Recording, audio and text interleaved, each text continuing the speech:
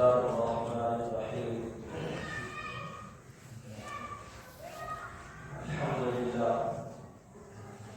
الحمد لله رب العالمين والصلاة والسلام على سيد الأنبياء والمرسلين وعلى آله وأصحابه أجمعين أما بعد أعوذ بالله من الشيطان الرجيم بسم الله الرحمن الرحيم ولقد يسرنا القرآن للذكر فهل من مدكر صدق الله مولانا العلي العظيم. درود شریف اللهم صل على سيدنا مولانا معزز حضرات علماء کرام، بزرگ و عزیز ساتھیوں، قرآن کریم کے تعلق سے اور قرآن کریم کی نسبت سے اس مجلس کا انعقاد کیا گیا۔ قرآن عظیم کتاب ہے، اللہ کا کلام ہے۔ جب قرآن سے اس مجلس کی نسبت قائم ہوئی تو یہ مجلس بھی تمام مجلسوں میں اعلیٰ ہوگی۔ ایسی مجلسوں پر رب تعالیٰ نے مغفرت کے وعدے فرمائے اور ایسی مجلسوں میں قبولیت کو اللہ تعالیٰ نے رکھا ہے۔ مختصر چند باتیں عرض کرنی ہے۔ جیسا کہ مفتی خالد صاحب نے اور ہمارے عزیز مولانا مفتی ریاست صاحب دامت برکاتہ نے قرآن کے مقام اور مرتبے کو اور علماء اور طلباء کے مقام اور مرتبے کو بیان کیا، ہمیں عمل کی ضرورت ہے۔ جتنے بھی مدارس اسلامیہ ہیں یا مکاتب دینیہ ہیں، یہ دین کے قلعے اور دین کے اڈے ہیں۔ دین کی حفاظت، ایمانیات کی حفاظت، عقائد کی حفاظت، اسلام کی حفاظت ان مدارس میں کی جاتی ہے۔ کتنا اونچا مقام ہے ان مدارس میں پڑھنے والے ان طلباء جن کو بہت سے لوگ اپنی نظروں میں بڑا حقیر اور ذلیل اور گھٹیا تصور کرتے ہیں۔ وہ طلباء جن کے پاس پہننے کے لیے عمدہ کپڑے نہیں ہوتے، جو اپنے گھر سے دور مدرسوں میں آ کر کے پڑھ جاتے ہیں اللہ کے دین کے لیے، جن کو مہینوں مہینے پرہیز کے کپڑے پہنے ہوئے ہو جاتے ہیں، پاجامہ کا سوڑا ہوا ہے، پائچہ اوپر ہے نیچے ہے، کرتے کا دامن اوپر نیچے ہو رہا ہے، کپڑے پہنے کچھ ننگے منگے بچے نہیں ہو پاتے، نہیں نکھر پاتے ان کے کپڑے۔ جب اس سڑکوں پر چلتے ہیں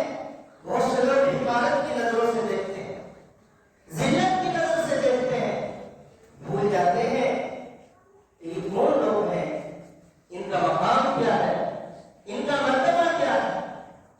اللہ کے نبی فرماتے ہیں ان اللہ یرفع بهذا الكتاب اقواما ويضع به آخرین۔ اللہ تعالی قرآن کی نسبت سے قرآن پر عمل کرنے والے، قرآن کے تقاضوں کو پورا کرنے والے، قرآن کو مضبوطی سے پکڑنے والے لوگوں کو اللہ تعالیٰ عزت عطا فرماتا ہے۔ یرفع بهذا الكتاب اقواما، کچھ سے لوگوں کو اللہ عزت دے دیتا ہے قرآن کی نسبت سے، گرچہ لوگ ان کو حقیر سمجھے، لوگوں کو ذلیل سمجھے، لیکن ان کا مقام اللہ کی نظر میں کیا ہم نہیں جانتے، لوگ نہیں سمجھتے۔ ان کے مقام کو تو چھوڑیے، ان لوگوں کا مقام جو صرف قرآن کو پڑھنا بھی نہیں جانتے، قرآن سے دلی محبت کرتے ہیں، ان کا مقام بھی اللہ کی نظر میں بہت زیادہ اونچا، بہت زیادہ اونچا۔ دارالعلوم دیوبند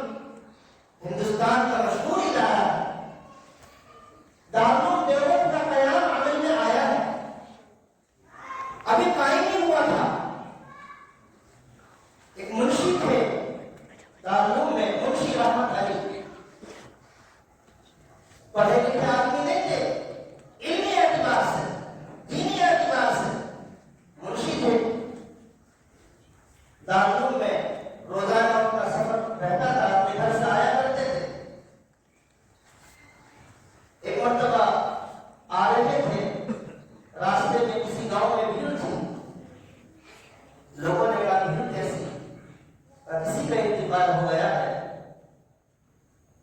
اور جنازہ تیار ہے، اسی کی بھیڑ ہے۔ جب اللہ والے تھے انہوں نے سوچا جب جنازہ تیار ہے نماز پڑھتے چلے۔ کچھ ہی دیر کے بعد اعلان ہوتا ہے کہ کیا مجمع میں کوئی منشی رحمت علی ہے؟ مجمع میں کوئی منشی رحمت علی ہے؟ یہ تو تھے، انہوں نے کہا میں ہوں۔ مرنے والے نے وصیت کی کہ میرے جنازے کی نماز منشی رحمت علی پڑھائیں۔ وہ یہ اتفاقی رک گئے تھے۔ جنازہ ہوا، نماز ہو گئی، تجہیز و تکفین ہو گئی، فارغ ہو گئے، چلے گئے ضرور چلے گئے۔ وہاں جا کر انہیں یاد آیا کہ کچھ ضروری کاغذات جو ان کی اوپر کی جیب میں تھے وہ قبر میں جب یہ منشی رحمت علی از خود اترے جھکے تو وہ کاغذات کچھ ضروری گر گئے اور بڑے اہم دستاویز تھے۔ پریشان ہو گئے، واپس آئے، لوگوں سے کہا اگر اعتراض نہ ہو قبر کو کھول لیا جائے، میرے بڑے اہم اور ضروری دستاویز قبر کے اندر گر گئے۔ لوگوں نے کہا اچھا آدمی ہے، منشی رحمت علی اللہ علیہ آدمی ہے، ابھی تو دفن ہی کیا ہے، کوئی اعتراض نہیں، وہاں کوئی لگا سبھی پوچھا کہا کوئی حرج نہیں ہے، اگر کوئی ایسا مسئلہ ہے وہ زیادہ اہم مسئلہ ہے۔ جیسے ہی قبر کو کھولا، جیسے ہی قبر کو کھولا، قبر کو کھولنا تھا، تختے ہٹانے تھے، قبر میں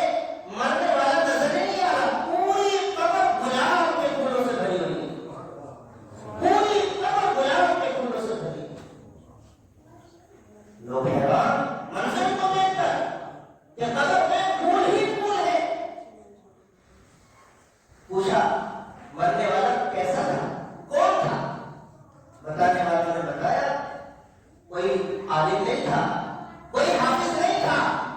کوئی قرآن کا پڑھا ہوا نہیں تھا، تو کون تھا، کیا تھا؟ بیوی کے پاس گئے، جا کر کے معلوم کیا آپ کے شوہر کا کون سا عمل تھا جو اللہ کو اتنا پسند آیا، اتنا پسند آیا کہ اللہ نے دنیا والوں کو دکھا دیا۔ بتایا بیوی نے 22 سال ہو گئے، 22 سال ہو گئے میرے نکاح کو، 22 سال سے میں نے اپنے شوہر کا یہ عمل نوٹ کیا ہے، وہ فجر کی نماز پڑھ کر آتے ہیں اور قرآن کو لے کر کے ہاتھ میں بیٹھ جاتے ہیں، حالانکہ قرآن پڑھے ہوئے نہیں، دیکھ کے پڑھنا بھی نہیں جانتے، قرآن پڑھے ہوئے نہیں ہیں، لیکن قرآن کو ہاتھ میں لے کر بیٹھ جاتے ہیں اور انگلی پھیرتے ہیں، اعوذ باللہ بسم اللہ پڑھ کر کے روتے ہوئے کہتے ہیں اللہ میں پڑھا لکھا نہیں ہوں لیکن یہ تیرا کلام ہے، اعوذ باللہ بسم اللہ پڑھ کر کے ہر انگلی پر لائن پھیرتے رہتے، ہر لائن پر انگلی پھیرتے رہتے، اے اللہ یہ بھی تیرا کلام ہے، یہ بھی سچا ہے، یہ بھی سچا ہے، یہ بھی سچا ہے، یہ بھی سچا ہے۔ میں نے نامہ نہیں دیکھی، قرآن سے محبت کرنے کی بنیاد پر، قرآن کو ہاتھ میں پکڑنے کی بنیاد پر، قرآن پر انگلیاں پھیرنے کی بنیاد پر اللہ نے دنیا والوں کو دکھا دیا کہ جو قرآن سے محبت کرتے ہیں اللہ ان کو دنیا میں عزتوں سے نوازتا ہے۔ اسی بات کو میرے قرآن کے نبی نے فرمایا ان اللہ یغفر بہذا الکتاب اقواما، اس کتاب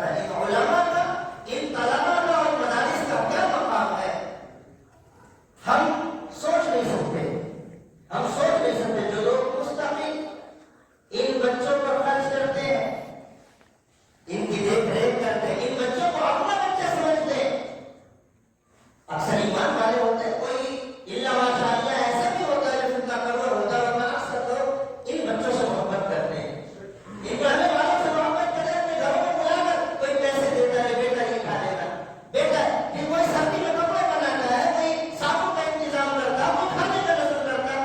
یہ سب فضیلتوں والی بات ہے۔ میں آپ کو ایک بات بتاؤں، حضرت پیر صاحب پیر ذوالفقار صاحب نقشبندی دامت برکاتہ العالیہ نے لکھا ہے کہ سلطان محمود غزنوی ایک بڑا نیک سیرت بادشاہ، بڑا نیک سیرت بادشاہ، ان کے والد کا نام سبکتگی تھا،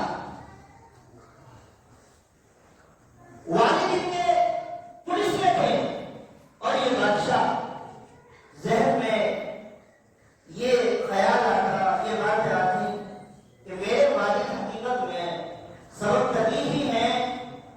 یا اور کوئی ہے، وہ جب پولیس میں تھے میں بادشاہ کیسے بن گیا، نسبت اپنے باپ کے تعلق سے خیال رہتا، خیال ہوتا، بڑے پریشان، روتے اللہ میرے دل کو مطمئن کر دے، لیکن کوئی حل نہیں کرتا۔ ایک یہ چیز بڑی پریشان کرتی بادشاہ کو، میرے والد حقیقت میں کون ہے؟ ہر ایمان والے کو یہ چاہت ہوتی ہے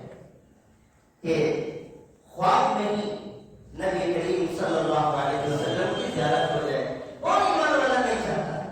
ہر ایمان والے کی ایک تمنا ہوتی ہے نبی علیہ الصلوۃ والسلام کو، اپنے نبی کو دیکھ لے، ہر ایمان والا چاہتا ہے۔ اس کے لیے لوگ ذکر کرتے ہیں، تسبیحات پڑھتے ہیں، درود شریف پڑھتے ہیں کہ نبی کی ملاقات ہو جائے، نبی کی زیارت ہو جائے، تسبیح وہ پڑھتے تھے، نبی کی زیارت کے بڑے مشتاق تھے، اور یہ بات ذہن میں رہتی کہ دنیا میں سب سے اچھے اللہ کی نظر میں کہ ان سے بہتر کوئی نہ ہو، کون لوگ ہیں جو سب سے بہتر ہے دنیا میں، اللہ کی نظر میں سب سے زیادہ پیارے ہیں، اللہ کی نبی کی نظر میں سب سے زیادہ پیارے ہیں، کون لوگ ہیں؟ تو تین باتیں بڑی پریشان کرتی، میرے والد کون، دنیا میں سب سے اچھے لوگ کون، اور نبی کی زیارت کیوں نہیں ہوتی؟ یہ تین باتیں رات میں گشت لگایا کرتے، گزرا کرتے، دیکھا کرتے عوام کیا کر رہی ہے، کون کیا کر رہا ہے۔ ایک دن گزر رہے تھے سلطان محمود غزنوی رحمۃ اللہ علیہ، تو ایک مکان کے باہر دروازے سے کچھ روشنی، جھروکے سے روشنی آ رہی تھی، وہاں پر بیٹھ کر ایک طالب علم پڑھ رہا تھا، اس روشنی میں پڑھ رہا تھا۔ سلطان محمود غزنوی اپنا بھیس بدل کر تبدیل کر کے گزر رہے تھے، وہاں رکے، بیٹا یہاں سڑک پر کیوں پڑھ رہے ہو، سڑک پر کیوں پڑھ رہے ہو، مسجد میں کیوں نہیں؟ کہا مسجد میں چراغ جلتا ہے، ایک وقت تک چراغ بند ہو جاتا ہے، بجھا دیا جاتا ہے، مجھے پڑھنا رہتا ہے، کہیں روشنی کا نظر نہیں ہے، تو میں روزانہ اس گھر کے باہر آگے بیٹھ جاتا ہوں، اس گھر میں پوری رات روشنی رہتی ہے، اس جھروکے سے جو روشنی آتی ہے اسی میں پڑھتا رہتا ہوں جب تک مجھے پڑھنا ہو۔ تو سلطان محمود غزنوی رحمۃ اللہ علیہ سے اس طالب علم نے روشنی کی شکایت کی، تو اس نے کہا بچے تجھے پریشان ہونے کی ضرورت نہیں ہے، تکلیف اٹھانے کی ضرورت نہیں ہے، آج سے تیری روشنی کا انتظام میرے ذمہ ہے، جب تک تجھے علم حاصل کرنا ہے، جب تک تجھے پڑھنا ہے، تیری روشنی کا مکمل انتظام میرے ذمہ میں کروں گا۔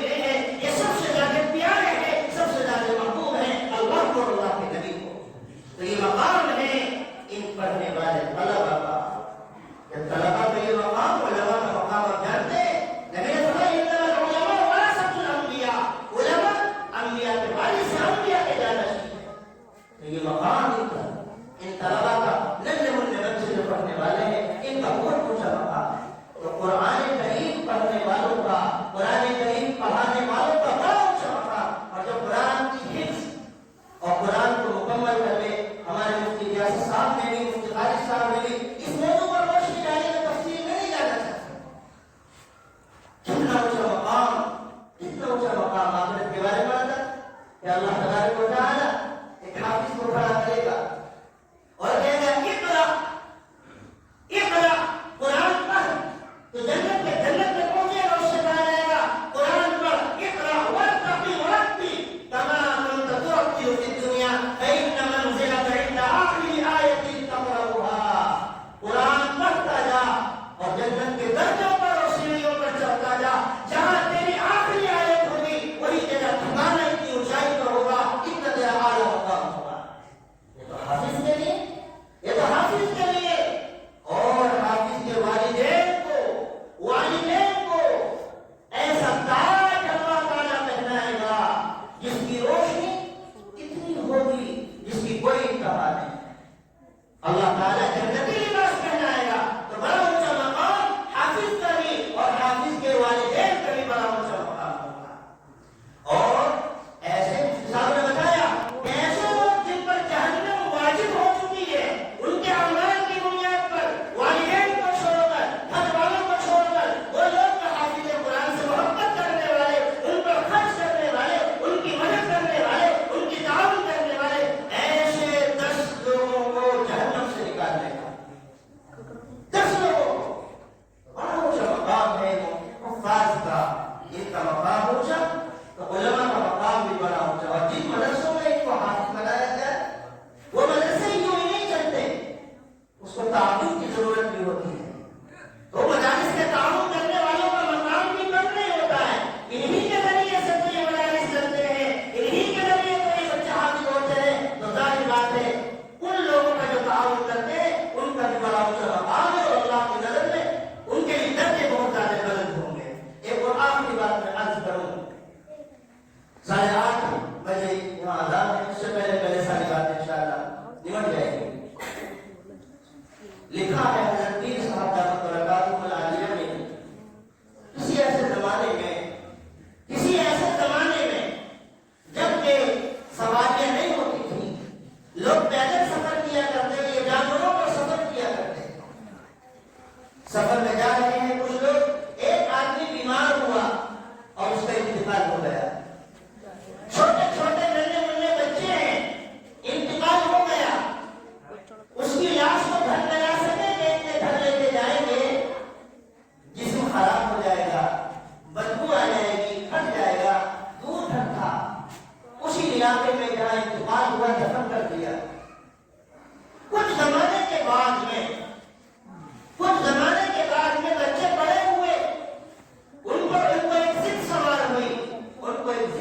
ہوئی کہ اپنے والد کی لاش کو ہم کو نکال کر کے لے جائیں گے اور اپنی بستی میں ہی دفن کریں گے۔ واقعہ تو پیر صاحب نے بڑا لمبا لکھا ہے، میں بڑا مختصر اس کا ایک چیز بتا رہا ہوں۔ 8 سال کے بعد میں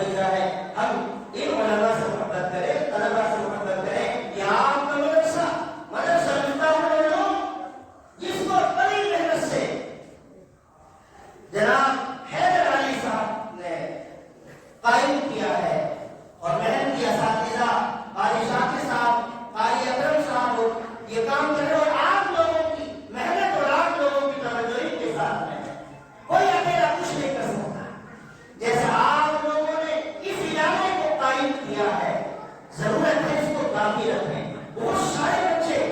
यहाँ पर पढ़ते रहते हैं, हर वक्त पढ़ते रहते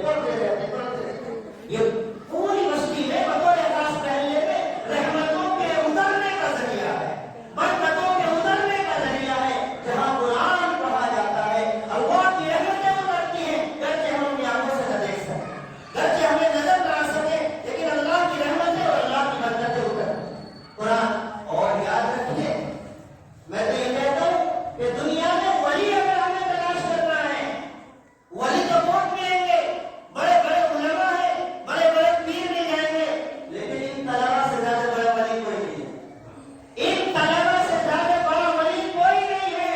इनकी 24 घंटे की जिंदगी कैसे गुजरती है आप नहीं जानते, हम नहीं समझते। रात में फजर से पहले एक घंटा पहले इनको उठा दिया गया और ये उम्मा नींदी में न चाहते हुए भी सर्दी में, जबकि हम नरम नरम बिस्तरों में हैं, इस सर्दी में उठ जाते हैं, ठंडे पानी से वजू कर लेते हैं। अभी अजान में भी घंटों है, आधा घंटा है, कौन घंटा है, फजर की अजान से पहले जबकि तहज्जुद का वक्त हो जाए, ये नन्हे मुंह में 8-8 साल के बच्चे, 9-9, 10-10 साल के बच्चे ये उठ जाते हैं और अल्लाह के कलाम को पढ़ना शुरू कर देते हैं और पूरे दिन पूरी रात पढ़ते रहते हैं। सुबह तक सुबह की नमाज के लिए भेजा जाता है, नमाज पढ़ते हैं, नमाज के बाद फिर पढ़ने बैठ जाते हैं, नमाज के बाद फिर पढ़ने बैठ जाते हैं और फिर थोड़ा सा टाइम नाश्ते के लिए मिलता है, फिर पढ़ते हैं 11 बजे 12 बजे छुट्टी हो, फिर खाना खाने लगे, खाना खाया अजान हो गई जोर की, फिर पढ़ने बैठ गए, फिर पढ़ने असर तक पढ़ते रहे। असर के बाद थोड़ा सा टाइम मिला, थोड़ा सा टहले, फिर मगरिब हुई तो वक्त रखा है उस्ताद की बात पड़ेगी, जोर जोर जाए नमाज पढ़ी, मगरिब के बाद फिर बैठ गए, इशा तक पढ़ते रहे। उन्हें नींद भी आ रही, फिर पढ़ रहा,